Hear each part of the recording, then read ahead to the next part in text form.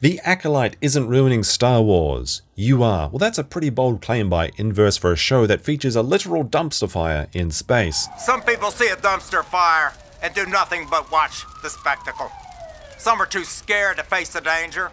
But let's take a look. Lucasfilm's latest series is the franchise's most promising yet, but fans are too blinded by their hate to see it. Good. Let the hate flow through you. No one hates Star Wars more than those who claim to be Star Wars fans. Now, this is something I see quite a bit. You see, the studios don't seem to understand that people that love Star Wars love Star Wars. But this new stuff, this garbage is not Star Wars. It is Disney tripe with a Star Wars logo pasted over it, trying to squeeze more dollars out of the property that should be a license to print money, but they're actually losing billions on. Sure, the past 2 years have given the fandom plenty to critique. Hey, you know what? They've said something true. I'm actually impressed. The sequel splintered the fanbase beyond recognition. Yes, that's right. The Last Jedi splintered the fanbase between those that could recognize a dumpster fire and those that would shovel this tripe down their gullets and beg for more. They can't seriously expect us to swallow that tripe. Please help yourselves to this tripe.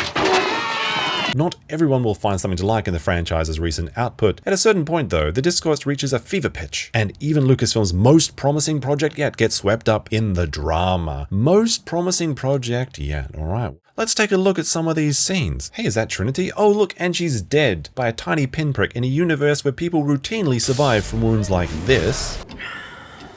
What? Or what about this masterclass of writing where a child is paid to wake up a robot, then distract it so it can be put back to sleep, when she could have just walked up to it and placed this thing on its head from the very beginning. Hey, Tiger, wake up!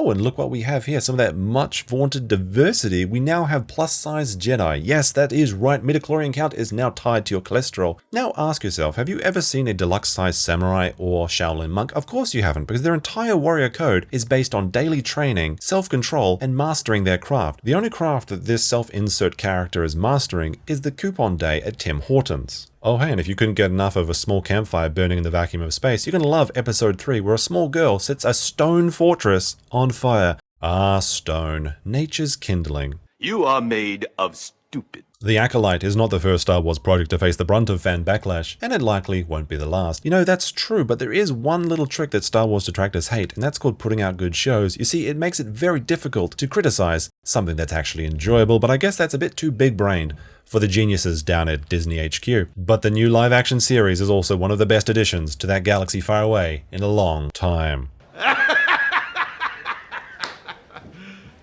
You serious? It might also be the most diverse Star Wars story yet, and you see here they have tipped their hand about what they really care about, and that is their definition of diverse, not making something good or entertaining. Now, this might surprise the writers of this article, but Star Wars fans do not hate diversity. In fact, it is quite the opposite. Any universe that is set in the universe has an incredible diversity of peoples, planets, cultures, technology, ideas, ways of life. These incredibly diverse things is what makes Star Wars so interesting. But when they use diverse, they don't mean diverse. What they mean is keeping white straight men to an absolute minimum. I want to ask you both because this is, I would say, arguably the gayest Star Wars, I think, by a considerable margin. And are you excited about that? Are you? People have told me that it's the gayest Star Wars, and I frankly...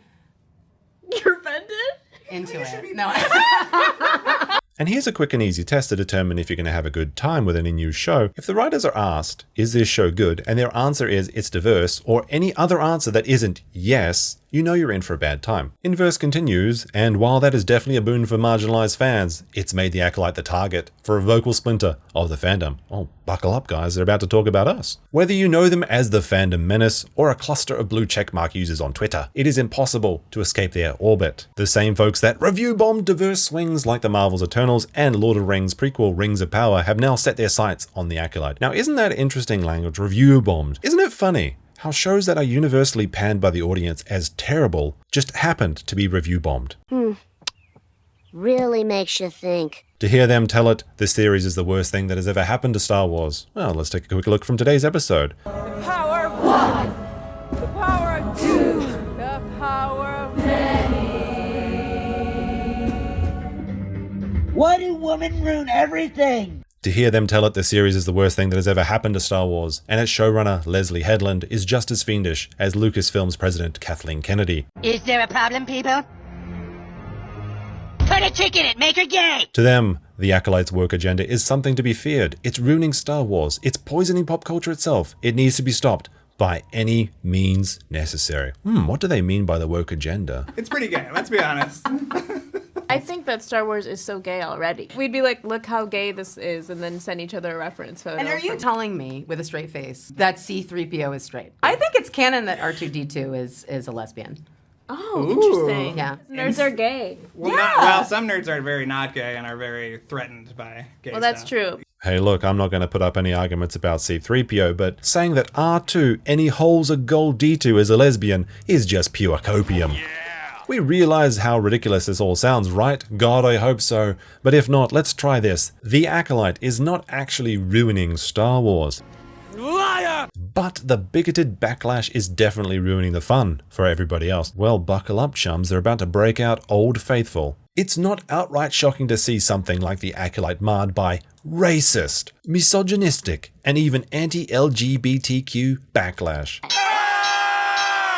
said the secret word! But the cope only continues. The problem is that nothing has changed. In the 10 years since the vocal minority suddenly cried out against diverse casting and more nuanced storytelling, they've actually yet to learn their lesson. This is a bold-faced lie. When The Force Awakens was released, there was so much hype surrounding it, and people looked at it very positively as the first offering of the new stories. The problem is that in the 10 years since, the storytelling has only gotten worse, with one exception. And where is this so-called more nuanced storytelling? Please, somebody tell me, what is it Rose's speech about if you kill your enemies, they win? Tell me, that's how we're gonna win. Not fighting what we hate. Saving what we love.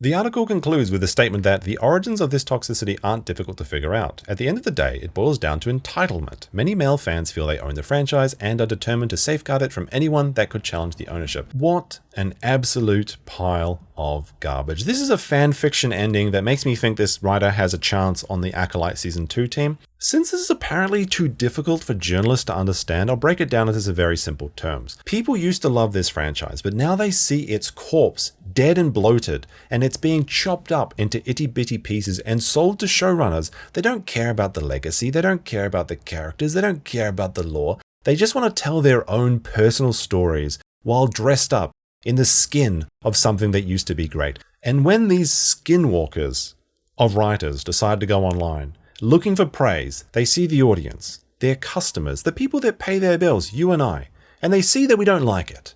And they sit there dumbfounded, trying to ask why, before they break out Old Reliable. And they just say the same thing every time. Those bigots. I should have known they didn't like diversity. Look, let's face it, Star Wars is dead.